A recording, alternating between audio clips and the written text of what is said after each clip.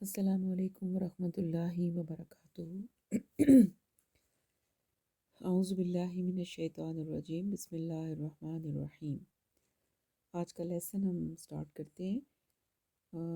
Lesson start کرنے سے پہلے آپ کو ایک بہت ہی پیاری حدیث بتاتی ہوں کہ نبی صلی اللہ علیہ وسلم نے فرمایا، یہ حدیث ترمذی شریف کی حدیث ہے، کہ جو شخص بھی پابندی کے ساتھ دن رات میں 12 رکعتیں سنت ادا کرے، اللہ تعالیٰ اس کے لیے جنت میں ایک گھر بنائیں گے۔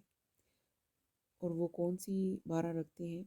4 رکعتیں ظہر سے پہلے، 2 ظہر کے بعد، اور 2 مغرب کے بعد، 2 رکعتیں عشاء کے بعد، اور 2 رکعتیں فجر کی نماز سے پہلے۔ یہ ہو گئی کل 12 رکعتیں۔ تو یہ جو ہے کسی صورت بھی مت چھوڑیں اور ضرور پڑھا کریں، کہ اس کی بہت پڑھنے کی بہت زیادہ فضیلت ہے۔ اللہ تعالیٰ ہمیں توفیق دے کہ ہم یہ سنتیں ہمیشہ پابندی سے پڑھیں، اور اللہ تعالیٰ ہمیں جنت میں گھر عطا فرمائے اپنے قریب۔ رب ابن لی عندک بیتا فی الجنت، آمین۔ چلیں جی، اب اپنا لیسن سٹارٹ کرتے ہیں۔ آج ہم نے سورۃ نساء کی آیت نمبر 79 سے پڑھنا ہے، تو شروع کرتے ہیں۔ اعوذ باللہ من الشیطان الرجیم، بسم اللہ الرحمن الرحیم۔ رب اشرح لی صدری ویسر لی امری واحلل عقدۃ من لسانی یفقہوا قولی۔ سب سے پہلے ٹرانسلیشن لکھیں، قرآن پاک اپنے کھولیں اور لکھنا سٹارٹ کریں۔ آیت نمبر 79۔ ما جو، اصابک، اصابہ پہنچے، کا تمہیں، پہنچے تمہیں، من کوئی، من کا مطلب سے بھی ہوتا ہے اور کوئی بھی ہوتا ہے، یہاں پر کوئی آئے گا۔ من کوئی، حسنتن بھلائی، فمن اللہ، ف تو، من سے، اللہ اللہ، تو اللہ کی طرف سے ہے۔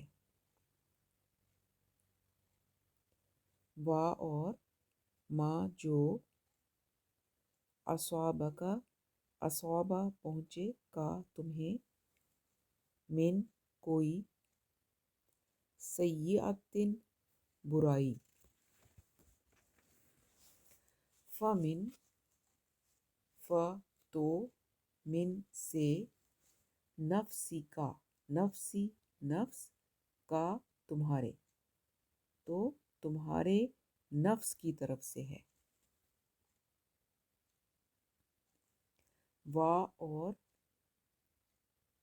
ارسلناکا، اس کو پارٹس میں کریں۔ ارسل بھیجا، نون کے اوپر کھڑی صبر، ہم نے، کا تمہیں، اور بھیجا ہم نے تمہیں، للناسی، لام زیر لی کے لیے، ناس لوگ، لوگوں کے لیے، رسولاً، رسول بریکٹ میں لکھ لیں، بنا کر، رسول بنا کر۔ وا اور کفا، کافی ہے، باللہ اللہ،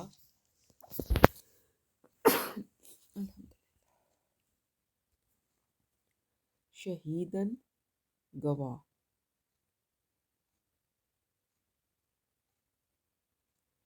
من جو، یطیع اطاعت کرے، رسولہ رسول کی، فقد، ف تو، قد یقیناً، اطاع اطاعت کی، اللہ اللہ کی۔ وا اور من جو، तवल्ला रूगर्दानी करे या फिर जाए। फमा फ तो मा नहीं। अरसलना का अरसल भेजा, ना हमने का आपको भेजा हमने आपको। अलैहिम अला पर, हिम उन पर। हफीजन निगहबान बनाकर, निगहबान बनाकर या निगहबान खाली भी लिख लें।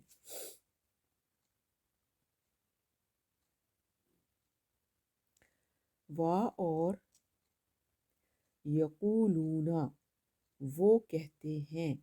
ये शुरू में जो या है मुज़ारी की अलामत है, इसका मतलब है वो कहते हैं। ताअतुन अताअत की या हुक्म माना।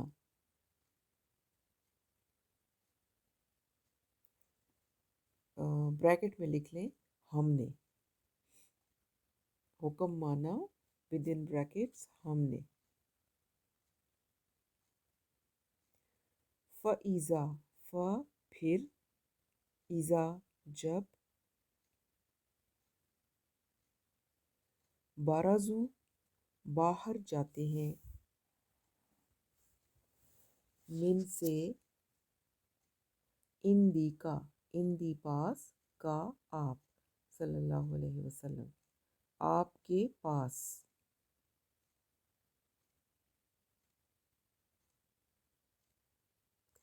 बैयता बैयता इसका मीनिंग लिखें, रात को मशवरा करता है। ये इस पूरा इसका मीनिंग बनेगा, यानी इसको समझे कि इस लफ्ज़ की एक्सप्लेनेशन है पूरी। बैयता रात को मशवरा करता है। कौन? ताइफतुन ताइफतुन एक गिरोह। एक कहाँ से आया? तनवीन की वजह से। ताइफतुन एक गिरोह, मिन हुम मिन से, हुम उनमें से।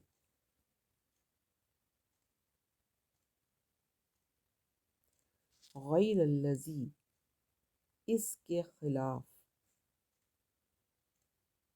खिलाफ जो, तक़ूलू कहते हैं।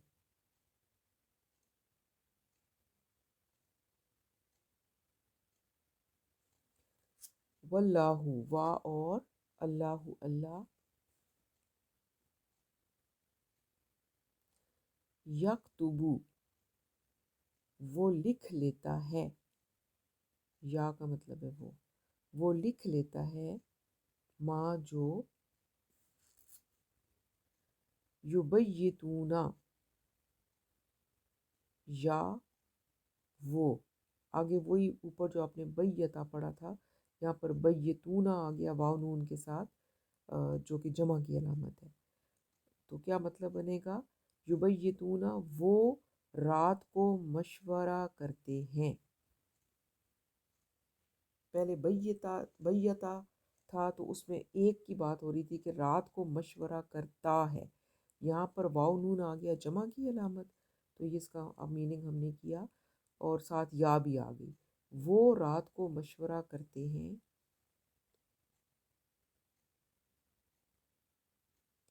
फ़अरिद फ बस, आरिद एराज करें या मुंह फेर लें, जैसे इंग्लिश में कहते हैं ना इग्नोर करें।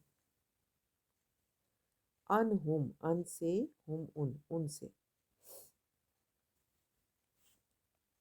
वा और तवक्कल भरोसा करें, तवक्कुल करें। अलल्लाहि अला पर, अल्लाह पर।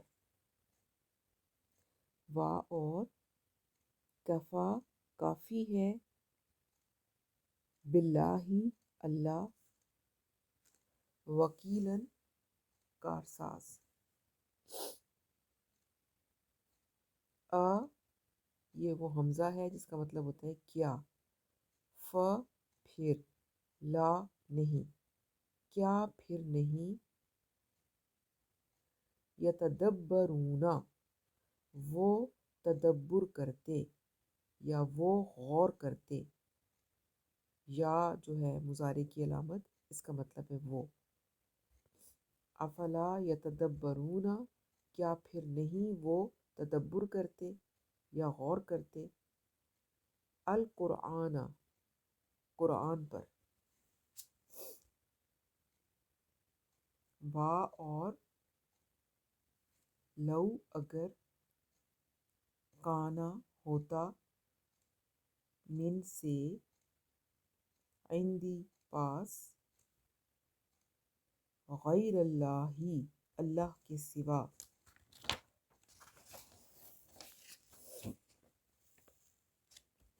اللہ کے سوا، لوجدوا لا یقیناً، وجدوا پاتے، فی ہی، فی میں ہی اس میں، اختلافاً اختلاف،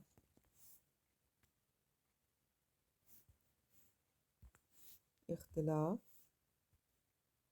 کثیراً بہت سا۔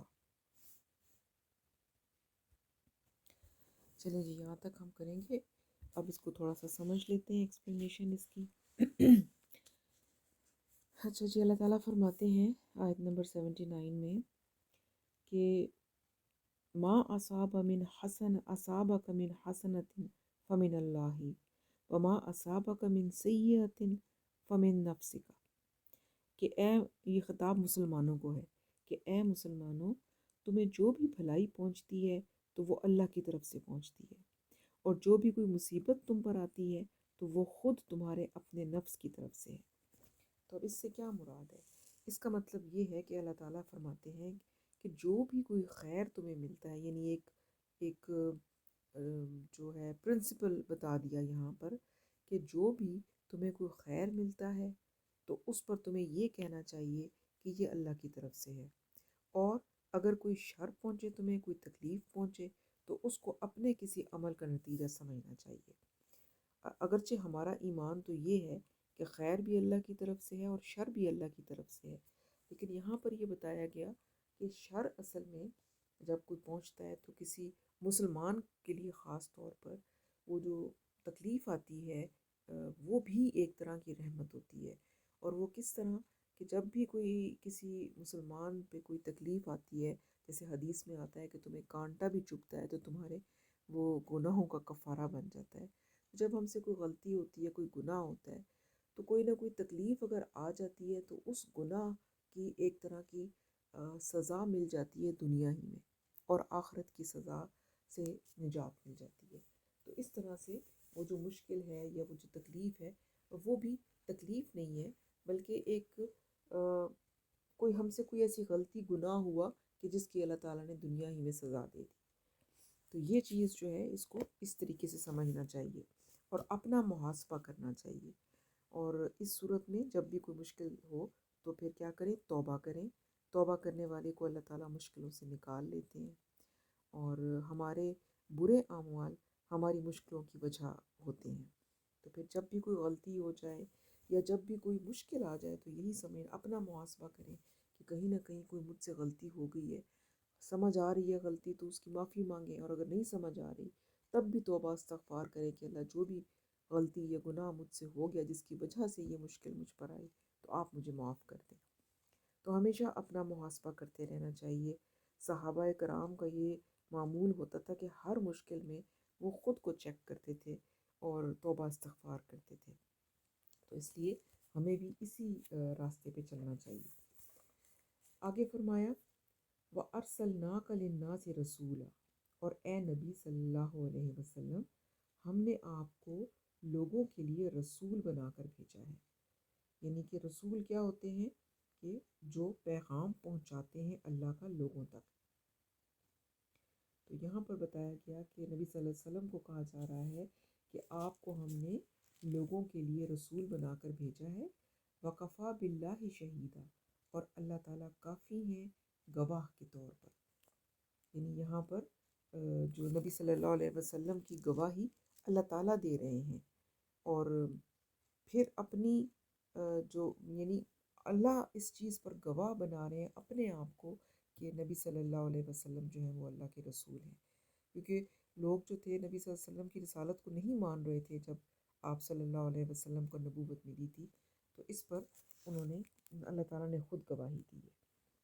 آگے فرمایا من یطیع الرسول فقد اطاع اللہ، جس نے اطاعت کی رسول کی اس نے اطاعت کی اللہ کی. یہ بہت ہی اہم الفاظ ہیں، اور ان الفاظ میں دو ٹوک انداز ہے. اللہ تعالیٰ نے بتا دیا ایک واضح طور پر کہ رسول کی اطاعت دراصل اللہ کی اطاعت ہے، اور اگر کوئی رسول کی اطاعت نہیں کرتا، رسول کی کہی ہوئی بات کو نہیں مانتا، تو دراصل وہ اللہ تعالیٰ کی بات ماننے سے انکار کر رہا ہے. تو یہاں پر آپ دیکھیں کہ اللہ تعالیٰ نے اپنی حضور کے لیے گواہی دینے کے بعد حضور کو صلی اللہ علیہ وسلم کو ایک بہت بڑا اعزاز دیا، اور یہ جو اعزاز دیا کہ ان کی اطاعت اللہ دراصل اللہ کی اطاعت ہے، یہ آپ صلی اللہ علیہ وسلم کی اللہ تعالیٰ کے ساتھ جو کلوزنس ہے اس کو شو کر رہا ہے. کہ اللہ تعالیٰ نے فرمایا کہ کوئی اگر رسول کی اطاعت کرتا ہے تو اصل میں وہ میرا کہنا مان رہا ہے. ایک حدیث کا مفہوم ہے کہ آپ صلی اللہ علیہ وسلم نے فرمایا کہ تمام امت جنت میں داخل کر دی جائے گی سوائے اس کے کہ جو جنت میں جانے سے انکار کرے گا. تو پوچھا گیا آپ سے کہ کون جنت میں جانے سے انکار کرے گا، تو آپ نے فرمایا کہ جو میری اطاعت کرے گا وہ جنت میں داخل کر دیا جائے گا، اور جو میری نافرمانی کرے گا گویا اس نے جنت میں جانے سے انکار کر دیا. تو اتنی اہمیت دیکھیں آپ صلی اللہ علیہ وسلم کی باتوں کی ہے کہ آپ کی کہی ہوئی بات دراصل اس کو ماننا اللہ کی اطاعت کرنا ہے. تو یہاں پر یہ جو ہے اس کے اوپر ہمیں فوکس کرنا چاہیے کہ آپ صلی اللہ علیہ وسلم کی احادیث پر، آپ کی کہی ہوئی تعلیم پر ہمیں مکمل اس کی اطاعت کرنی چاہیے. آگے فرمایا وَمَن تَوَلَّى فَمَا أَرْسَلْنَاكَ عَلَيْهِمْ حَفِيظًا، اور جس نے روگردانی کی تو ہم نے آپ کو ان پر نگران بنا کر نہیں بھیجا. یہاں پھر خطاب نبی صلی اللہ علیہ وسلم سے ہے کہ اے نبی صلی اللہ علیہ وسلم، ہم نے آپ کو ان پر کوئی داروغہ مقرر نہیں کیا یا کوئی ذمہ دار نہیں بنایا. آپ جواب دہ نہیں ہیں، آپ کا کام صرف پہنچا دینا ہے. اور اللہ تعالیٰ کے حضور یہی چیز پوچھی جائے گی کہ آپ نے اپنا پیغام جو تھا وہ لوگوں تک پہنچا دیا. آگے اس کو ماننا یا نہ ماننا یہ ان کا عمل ہے، اور وہ خود اس کی جواب دہ ہوں گے. تو یہاں پر یہ بھی ایک بہت اہم بات جو ہے جس کی طرف بتایا گیا. اور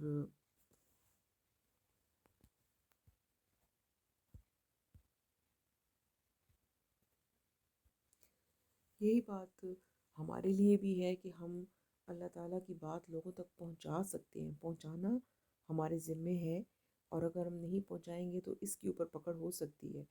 لیکن اگلا بندہ جو ہے وہ اس کو مانے یا وہ نہ مانے یہ اس کا عمل ہے. اگر وہ مانتا ہے تو بہت اچھی بات ہے، نہیں مانتا ہے تو وہ خود جواب دے. ہمارا کام صرف پہنچا دینا ہے، کیونکہ ہدایت اللہ کے ہاتھ میں ہے، وہ جس کو چاہتے ہیں دیتے ہیں. انسان کسی کو ہدایت نہیں دے سکتا. نبی صلی اللہ علیہ وسلم جو تھے وہ نہیں کسی کو ہدایت دے سکے. ان کو بھی یہی کہا گیا تھا کہ ہدایت آپ کے ہاتھ میں نہیں ہے، آپ نے صرف پیغام کو پہنچا دینا ہے. آگے ہدایت اللہ تعالیٰ کے ہاتھ میں ہے، وہ جس کو چاہیں گے وہ ہدایت دیں گے. اچھا جی، آگے آ گیا وَيَقُولُونَ طَاعَةٌ، اور وہ کہتے ہیں کہ ہم نے سر تسلیم خم کر دیا یا ہم نے اطاعت کر دی. اب یہاں پر خطاب جو ہے وہ منافقین کی طرف ہے. منافقین کا حال بتایا جا رہا ہے. اللہ تعالیٰ کہتے ہیں کہ ان منافقین کا حال تو یہ ہے کہ جب وہ آپ کے سامنے ہوتے ہیں تو وہ کہتے ہیں کہ ہم نے اطاعت کی، یعنی جو کچھ آپ نے فرمایا ہم نے قبول کر لیا اور ہم اس پر عمل کریں گے. یعنی سامنے ان کا ایک اور رخ ہوتا ہے. اور پھر وہ کیا کرتے کیا ہیں؟ فَإِذَا بَرَزُوا مِنْ عِنْدِكَ بَيَّتَ طَائِفَةٌ مِّنْهُمْ غَيْرَ الَّذِي تَقُولُ، پھر جب وہ آپ کے پاس سے ہٹتے ہیں، یعنی آپ کی محفل سے باہر نکلتے ہیں، تو ان میں سے ایک گروہ راتوں کو ایسے مشورے کرتا ہے جو ان کے اپنے قول کے خلاف ہے۔ یعنی منافقین کی طرز عمل یہاں بتایا جا رہا ہے، ان کی ایک چالوں کو کھول کر بیان کیا جا رہا ہے کہ یہ منافقین جو ہیں آپ صلی اللہ علیہ وسلم کے سامنے اطاعت کا اقرار کرتے ہیں، لیکن جب آپ کی مجلس سے باہر نکلتے ہیں تو راتوں کو آپس میں جو ان کے مشورے ہوتے ہیں وہ بالکل اس کے برعکس ہوتے ہیں، اور یہ پھر سازشیں شروع کر دیتے ہیں آپ کے خلاف بھی اور مسلمانوں کے خلاف بھی۔ اور اللہ تعالیٰ نے کیا فرمایا؟ واللہ یکتب ما یبیتون، اور اللہ لکھ رہا ہے جو بھی وہ راتوں کو مشورے کرتے ہیں، یعنی جو کچھ وہ کر رہے ہیں وہ اللہ کی نظر میں ہے اور اللہ ان کو لکھ رہا ہے، مطلب اللہ کو معلوم ہے اور وہ اس کا ان کو جواب دینا پڑے گا۔ یہ تو اللہ تعالیٰ نے بات کی۔ اب آپ صلی اللہ علیہ وسلم کو کیا کہا جا رہا ہے؟ فَأَعْرِضْ عَنْهُمْ، تو اے نبی صلی اللہ علیہ وسلم آپ ان سے اعراض کریں، آپ ان کی باتوں کی پرواہ نہ کریں، ان کی چالوں کی پرواہ نہ کریں، یہ آپ کو کوئی نقصان نہیں پہنچا سکتے۔ تو یہاں پر کیا فرمایا گیا؟ اعراض کریں، اگنور کریں۔ منافقین جو بھی سازشیں کر رہے ہیں اللہ تعالیٰ نے آپ صلی اللہ علیہ وسلم کو فرمایا کہ آپ اعراض کریں اور فکر نہ کریں اور ڈسہارٹ مت ہوں اور اللہ پر بھروسہ کریں۔ تو یہاں پر یہاں سے ہمیں ایک چیز سبق مل رہا ہے کہ ہمارے بھی ارد گرد یا ہمارے گھروں میں ایسے مواقع ہوتے ہیں جب ہم دیکھتے ہیں کہ کچھ لوگ ہیں وہ ہمارے خلاف باتیں کر رہے ہیں، سازشیں کر رہے ہیں، تو پھر اس جگہ پر ہم نے کیا کرنا ہے؟ ہمیں یہاں پتہ چل گیا کہ ہمیں بھی اس کو اگنور کر دینا چاہیے، اس کے بارے میں جوابی کارروائی نہیں کرنی چاہیے اور اللہ کے حوالے کر دینا چاہیے پورا معاملہ۔ اللہ تعالیٰ کا اگر ہم ساتھ چاہتے ہیں تو پھر اس میں ہمیں کیا کرنا پڑے گا؟ صبر کریں اور اگنور کر دیں اور اپنے آپ کو پازیٹیو کاموں میں مصروف رکھیں۔ حضرت ابوبکر صدیق کا ایک واقعہ یاد آ رہا ہے کہ آپ ایک دفعہ ایک یہودی آپ کو برا بھلا کہنے لگا، تو حضور صلی اللہ علیہ وسلم بھی وہاں پہ تشریف فرما تھے۔ جب حضرت ابوبکر نے اس کو جواب دیا جو کچھ وہ کہہ رہا تھا اس کے بدلے میں، تو حضور صلی اللہ علیہ وسلم وہاں سے اٹھ کر چلے گئے۔ تو آپ نے پوچھا کہ بھی آپ یہاں سے کیوں چلے گئے؟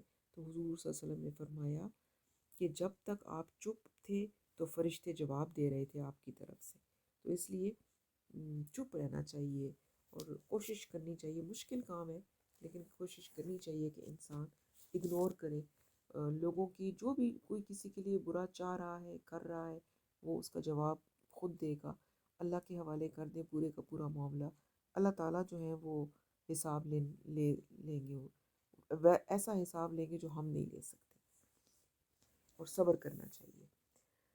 تو اب یہاں پر اس آیت میں کیا بتایا گیا اللہ نبی صلی اللہ علیہ وسلم کو کہ آپ بھی صبر کریں، اور چونکہ یہاں پر معاملہ منافقین کا تھا تو منافقین کی جو چالیں تھیں اس کو اللہ تعالیٰ نے ایک طرح سے قرآن میں کھول دیا اور آپ کے سامنے ظاہر کر دی، اور آپ کو فرمایا کہ آپ نے ان کی کسی بھی چال کا جواب نہیں دینا، اس کو اگنور کر دیں۔ اور پھر ایک طرح کی پھر اس کے بعد غزوہ تبوک کے بعد رسول اللہ صلی اللہ علیہ وسلم نے ان پر پھر گرفت شروع کی تھی، یعنی اس سے پہلے ان کو آپ کو کہا گیا کہ بس خاموشی سے اگنور کریں واقعات اور حالات کے حساب سے۔ پھر اللہ تعالیٰ نے غزوہ تبوک کے بعد نبی صلی اللہ علیہ وسلم کو اجازت دی اور آپ نے پھر ان کی گرفت شروع کی۔ پھر وہ وقت بھی آ گیا کہ ان کی شرارتوں پر جو پردے پڑے ہوئے تھے وہ پردے اٹھا دیے گئے۔ وَتَوَكَّلْ عَلَى اللَّهِ، اور آپ صلی اللہ علیہ وسلم اللہ پر توکل کریں، وَكَفَى بِاللَّهِ وَكِيلًا، اور اللہ کافی ہے بھروسے کے لیے، یعنی کہ آپ کو سہارے کے لیے اللہ ہی کافی ہیں، ان کی ساری سازشیں مشورے جو ہیں وہ بالکل ناکام ہو جائیں گے، اور آپ ان کے بارے میں جب اللہ پہ توکل کر لیا تو آپ پریشان نہ ہوں اور فکر نہ کریں۔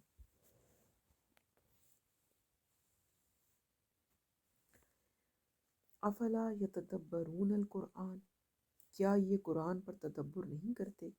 ایک سوال اللہ کی طرف سے آیا، اور چونکہ منافقین کی بات چل رہی ہے تو اس کو ہم اسی پہ رکھیں گے کہ یہ قرآن، اللہ تعالیٰ فرماتے ہیں کہ یہ قرآن پڑھتے ہیں، سنتے بھی ہیں، لیکن کیا یہ اس پر غور و فکر نہیں کرتے؟ نمازیں تو وہ پڑھتے تھے منافقین، اس وقت جتنے بھی منافقین تھے وہ نماز تو ان کو پڑھنی پڑتی تھی، کیونکہ نماز مسلمان تصور ہی نہیں کر سکتے تھے اس زمانے میں کہ وہ نماز نہ پڑھیں، تو وہ بھی نمازیں پڑھتے تھے۔ یہ تو آج کے مسلمان ہیں جو کہ نماز کو ضروری نہیں سمجھتے پڑھنا، اور ویسے وہ مسلمان ہیں، لیکن اس زمانے کے منافق جو ہوتے تھے وہ بھی نماز پڑھتے تھے، قرآن پڑھتے تھے، بلکہ جو رئیس المنافقین عبداللہ بن ابی تھا وہ تو پہلی صف میں ہوا کرتا تھا، اور جمعے کے روز تو خاص طور پر خطبے سے پہلے کھڑا ہو کر اعلان کرتا تھا لوگوں میں کہ آپ صلی اللہ علیہ وسلم کی بات کو توجہ سے سنو، اللہ کے رسول ہیں۔ اور جیسے کہ ایک بندہ ہوتا ہے جس کو بڑا اپنے آپ کو چودھری بنانے کا شوق ہوتا ہے، اس طرح وہ یہ اس طرح کی باتیں کیا کرتا تھا۔ تو وہ سب لوگ نماز پڑھتے تھے، قرآن بھی سنتے تھے، لیکن کیا نہیں کرتے تھے؟ قرآن پر تدبر نہیں کرتے تھے، اور قرآن سے وہ چیزیں نہیں پا سکتے تھے جو اس کا ایسنس تھا۔ تو یہ چیز اللہ تعالیٰ نے فرمائی کہ کیا تم قرآن پہ تدبر نہیں کرتے؟ اور یہی جو ہے اصل یہاں پر جو اللہ کا مطالبہ ہے سب سے، یہ تو منافقین کی بات ہوگی نا، کیونکہ اس کانٹیکسٹ میں بات چل رہی ہے، لیکن ہم نے بھی یہاں پر غور کرنا ہے کہ اللہ ہم سے کیا کہہ رہے ہیں کہ قرآن پر تم غور و فکر نہیں کرتے ہو، تدبر نہیں کرتے ہو۔ تو غور و فکر ہم نے کیا کرنا ہے؟ ہمیں تو قرآن کا مطلب بھی نہیں آتا، ہم تو مطلب سیکھ لیں، پڑھ لیں تو یہی بڑی بات ہے۔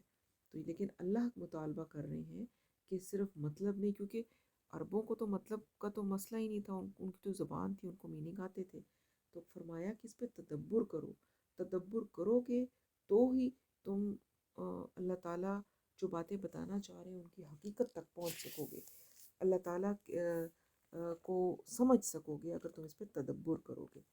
تو تدبر کرنا بہت ضروری ہے، اس کے اوپر غور و فکر کرنا چاہیے۔ اور پھر فرمایا وَلَوْ كَانَ مِنْ عِنْدِ غَيْرِ اللَّهِ لَوَجَدُوا فِيهِ اخْتِلَافًا كَثِيرًا، اور اگر یہ اللہ کے سوا کسی اور کے پاس سے آیا ہوتا تو اس میں بہت سے اختلافات ہوتے۔ وہ لوگ کہتے تھے نا اس زمانے میں کہ یہ اللہ کا کلام نہیں ہے، نبی صلی اللہ علیہ وسلم نے خود ہی گھڑ لیا ہے، یا کوئی جن آتا ہے جو ان کو بتا جاتا ہے باتیں، اسی طرح سے بہت ساری باتیں کرتے تھے۔